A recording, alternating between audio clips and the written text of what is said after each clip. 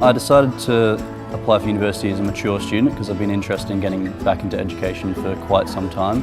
University of Sheffield stood out particularly to me because the Department of Lifelong Learning has got a long-standing reputation. The experience so far has actually been very positive. I found there's a lot of support throughout the department and in particular from other students as well. We've got online discussion forums, so you can kind of ask each other questions or any problems that you've got, so you don't feel like you always have to go back to the tutor, and everyone just generally seems very supportive. As I'm a natural science student, I've got access to all the labs that students throughout the university have access to.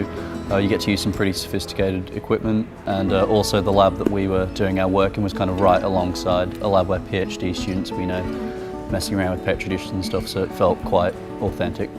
I initially started off with being quite worried about the marks I was getting and stuff because I hadn't been in education for quite a long time.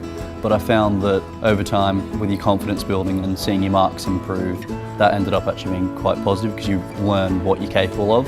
And overall, I think that's a way that really helps prepare you for higher education. I think the foundation years actually prepared me really well for pursuing higher education. The fact that I've already spent a year in the university has obviously given me quite an advantage. And we've also been exposed to all the various types of assessment that we'll actually encounter at degree level. So I think the fact we kind of have had an early chance to identify our strengths and weaknesses has been very useful.